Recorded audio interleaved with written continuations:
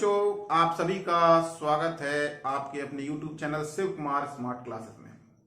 और हम लोग इस YouTube चैनल के माध्यम से मैथमेटिक्स का अध्ययन कर रहे हैं, जिसमें मेरा टारगेट 6 to 8 की मैथमेटिक्स कवर कराना है। बेसिक फंडामेंटल्स क्लियर कराने हैं,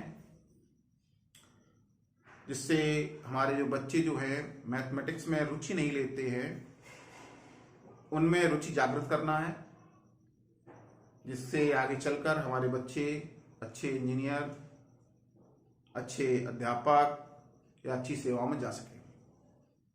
ठीक है, तो उसी क्रम में आज पढ़ते हुए आज हम एक नया कॉन्सेप्ट लेके आए हैं। इस कॉन्सेप्ट का नाम है हमारा लाभ हानि। बहुत ही इंटरेस्टिंग टॉपिक है, बहुत ही व्यवहारिक टॉपिक है। ठीक है, लाभ हानि यानी profit and loss. Profit and loss. तो सबसे पहले समझने का प्रयास करेंगे लाभ क्या होता है, हानि क्या होती है। देखिए बच्चों, जब हम कोई व्यापार करते हैं, कोई बिजनेस करते हैं, तो सिंपल सा फंडा है, या तो लाभ होगा या हमें हानि होगी। दो ही कार तो होने, हमको लाभ होगा या हानि होगी। तो वही हमें पता करना है कि लाभ कितना होगा, हानि कितनी होगी, प्रतिशत लाभ कितना होगा, प्रतिशत हानि कितनी होगी। इसी से संबंधित हम प्रश्नों को हल करेंगे। तो समझ लीजिए कि मान लीजिए कोई व्यक्ति ने एक बिजनेस चालू किया 5,000 रुपए से। 5,000 रुपए का वो माल लेके आया भाई बिजनेस करने के लिए। तो 5,000 रुपए लगाकर उसने कुछ माल लाया और उसने बेचने का प्रयास किया, और कुछ समय बाद वो माल मान लीजिए 6,000 रुपए का बिक गया। यानी 5,000 रुपए उसने लगाए, 6,000 रुपए उसे मिल गए। तो इस पूरे प्रक्रिया में उसे लाभ हुआ या हानि हुई? तो सिंपल सी बात है, 5,000 रुपए लगाए थे, 6,000 रुपए उसे मिल गए, इसका मतलब उसको लाभ हुआ है। ठीक, मान लीजिए कोई वस्तु वो 5,000 रुपए में लाया और कई प्रयास करने के बावजूद भी वो 5,000 ना बिच के 4,000 रुपए में ही वो बिका माल। उस परिस्थिति में हमें क्या होगा, लाभ होगा या हानि होगी? 5,000 रुपए की कोई चीज खरीद के लाया और 4,000 रुपए में उसने बेची, तो निश्चित सी बात है 5,000 लगाने के बाद अगर 4,000 ही वो ले पा रहा है, तो उसको निश्चित सी बात है कि हानि होगी। ठीक, इतना समझ में आया? सिंपल से सीधा सा फंडा है, इसमें कुछ रॉकेट साइंस नहीं है। कुछ रुपए का माल लाता है, कुछ रुपए में बेचता है। अगर वो ज्यादा में बेचता है, जो भी उसने खरीदा उससे ज्यादा में बेचा तो लाभ होगा, जितने खरीदा उससे कम में बेचा तो सिंपल सी हानि होगी। ठीक है, अब दूसरी बात ये समझने का प्रयास करते हैं कि ये 5,000 रुपए में खरीद के लाया, 5,000 रुपए में खरीद के लाया, तो जो खरीद के लाया इसे बोलते हैं हम लोग क्रय मूल्य। क्या बोलते हैं? क्रय। क्रय माने होता है खरीदना, मूल्य का मतलब आप जानते हैं दाम, यानी कितने रुपए में उसने क्रय किया है। 5,000 रुपए में क्रय किया तो क्रय मूल्य बराबर हमारा क्या हो गया? 5,000 रुपए। और 6,000 रुपए में बेच दिया। बेचने का मतलब होता है विक्रय करना। क्या कर दिया? विक्रय। तो ये 6,000 रुपए क्या है? ये विक्रय मूल्य है। ठीक, क्रय मूल्य कितना है? 5,000 रुपए। विक्रय मूल्य क्या है हमारा? 6,000 रुपए। तो लाभ हमने जो निकाला था वो कैसे निकाला था? 5,000 रुपए में खरीदा, 6,000 रुपए में बेचा। नहीं, 6,000 रुपए में से हमने 5,000 माइनस करके निकाले थे, तो हमारा 1,000 रुपए लाभ आ गया था। ठीक है, अब 6,000 में 5,000 घटाएंगे, लाभ निकल आएगा? निकल आएगा। सिंपल सी बात है। तो 6,000 हमारा क्या है? ये विक्रय मूल्य है। विक्रय मूल्य है माइनस 5,000 क्या हमारा? क्रय मूल्य है।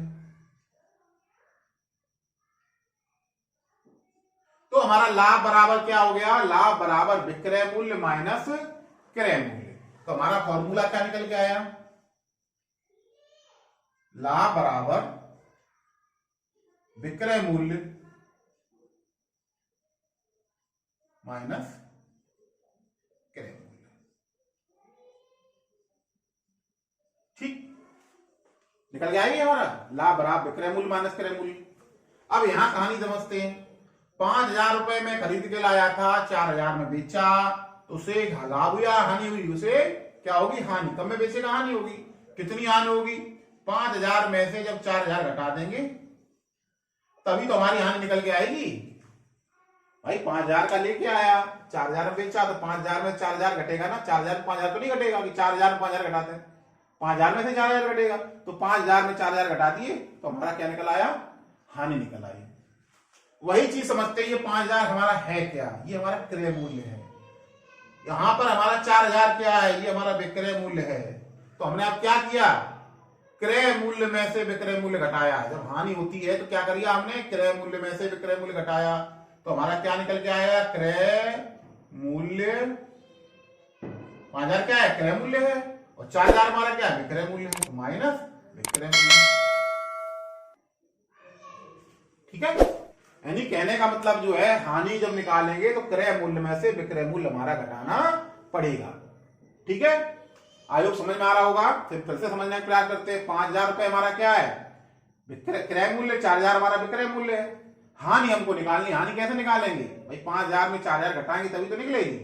4,000 में तो 5,000 घटेगा नहीं, तो 5,000 में 4,000 घटाएंगे, 5,000 हमारा क्या है, क्रय मूल्य, 4,000 हमारा क्या, विक्रय मूल्य। तो क्रय मूल्य में से विक्रय मूल्य घटाएंगे तो हमारी हानि निकल आएगी। तो हमारा हानि बराबर क्या हो गया, क्रय मूल्य माइनस विक्रय मूल्य।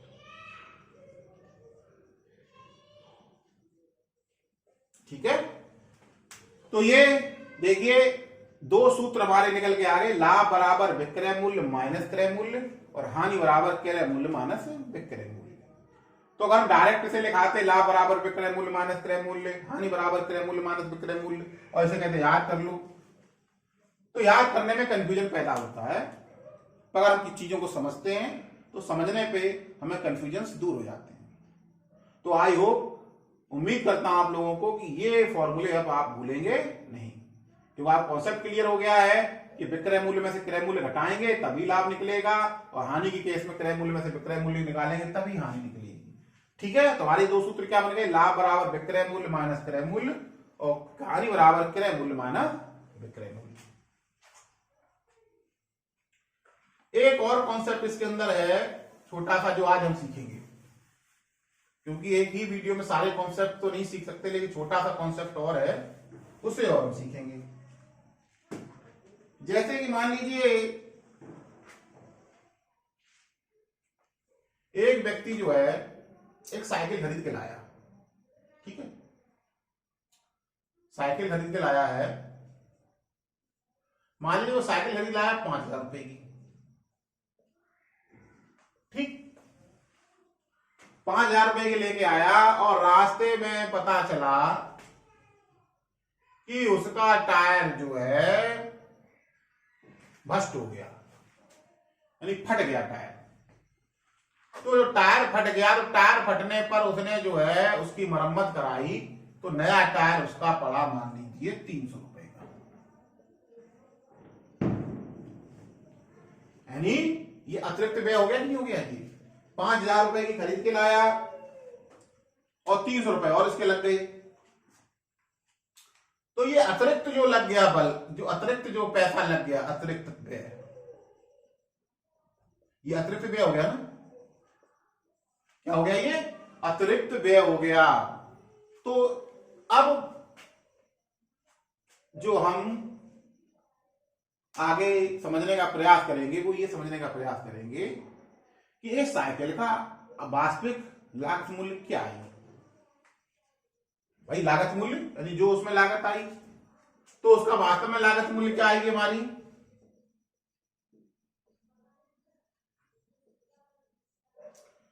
जो है 5,000 रुपए। तो ये हमारी प्लस 300 रुपए जो टायर फट गया था उसे सही कराया।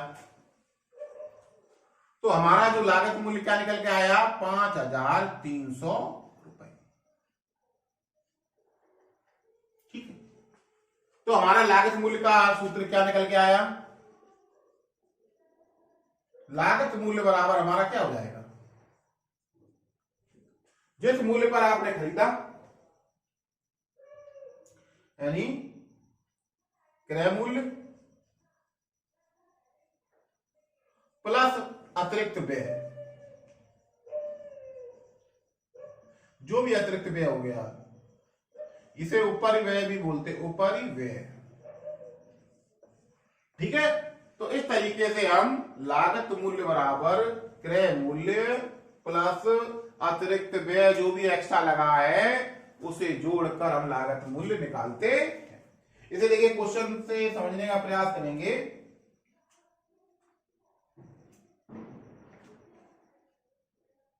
एक और छोटा सा क्वेश्चन लेते हैं। मान लीजिए एक क्वेश्चन है, अभी हमने साइकिल खरीदी थी,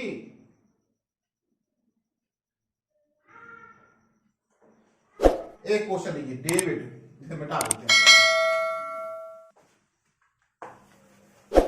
ये आपकी बुक में एक एग्जाम्पल है, उसके माध्यम से समझने का प्रयास करें। क्वेश्चन है कि डेविड है एक, डेविड ने मकान जो है 48,000 रुपए में खरीदा है, खरीदा, ठीक है, और 600 रुपए उसने क्या कर दिए, मरम्मत में खर्च कर दिए।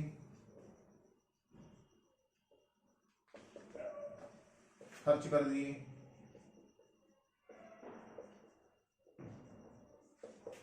ठीक है।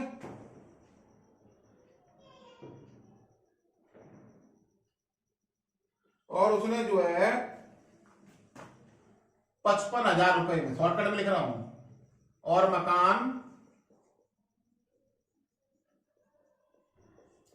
55,000 रुपए में बेच दिया।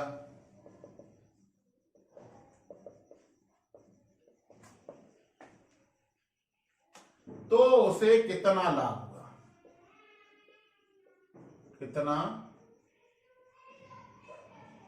लाभ हुआ।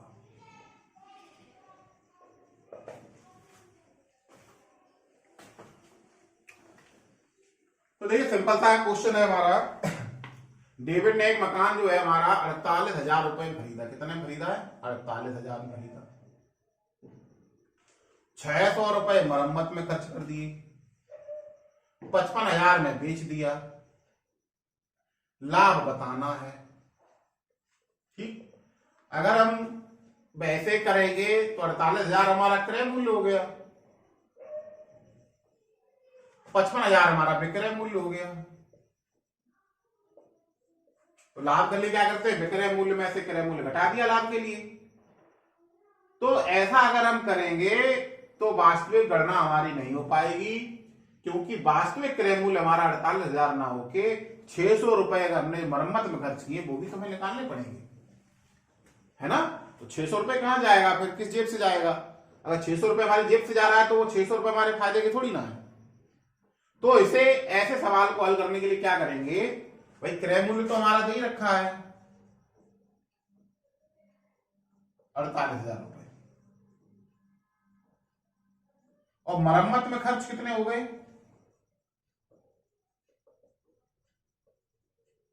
600 रुपए, ठीक है। मरम्मत में 600 रुपए हो गए, क्रय मूल्य इतने का था, इतने में खरीदा, इतने में 600 रुपए और लग गए। तो वास्तविक क्रय मूल्य, उसका जो वास्तविक क्रय मूल्य क्या होगा, वास्तविक जो वास्तविक क्रय मूल्य होगा उसी पर तो निकालेंगे। वास्तविक क्रय मूल्य क्या होगा, हमारा जो क्रय मूल्य है 48,000 रुपए, उसमें 600 रुपए जब और जोड़ेंगे तो 48,600 रुपए जो आएगा वो हमारा वास्तविक क्रय मूल्य होगा, ठीक है। वास्तविक क्रय मूल्य, वास्तव में हमारी जेब से इतना गया उस मकान में, उस मकान को खरीदने में वास्तविक हमारी जेब से 48,600 रुपए लगे हैं, ना कि 48,000 रुपए लगे। और हमने बेच कितने में दिया? विक्रय मूल्य। भाई बेचने का मतलब विक्रय मूल्य, जिस मूल्य पर बेचा जाता है वो विक्रय मूल्य कहलाता है। तो विक्रय मूल्य हमारा कितना है? 55,000 रुपए। अब हम लाभ निकाल लेंगे। लाभ बराबर विक्रय मूल्य माइनस वास्तविक क्रय मूल्य, जो वास्तव में क्रय मूल्य हमारा हुआ। ठीक है, इस वास्तविक क्रय मूल्य को हम दूसरी भाषा में लागत मूल्य भी बोल सकते हैं। यानी इतनी हमें लागत पड़ी उस मकान को खरीदने में। ठीक है, तो विक्रय मूल्य माइनस लागत मूल्य भी लिख सकते हैं और विक्रय मूल्य माइनस वास्तविक क्रय मूल्य भी लिख सकते हैं। दोनों सेम चीजें हैं। जो लागत मूल्य होता है वही वास्तविक क्रय मूल्य होता है हमारा, तो वास्तव में जो लगा हुआ है। तो अब विक्रय मूल्य हमारा कितना है? 55,000 रुपए। उसमें से हमें 48,600 रुपए माइनस कर देंगे। तो 0 में से 0 गया, 0 0 में से 0 गया, 0 0 में से 6 जाएगा नहीं, यहां से लेंगे। 10 में से 6 गए 4, यहाँ कितना बचा? 4। 14 में से 8 गए 6, यहाँ 0 का 0, यानी हमारा बचा 6,400 रुपए। ये जो 6,400 रुपए मिले हैं ये हमारे फायदे के हैं। फायदे का मतलब लाभ के हैं। तो यही पूछा है कितना लाभ हुआ, तो 6,400 रुपए का उसे लाभ हुआ डेबिट को। ठीक है, इस तरीके से हम लाभ निकालते हैं।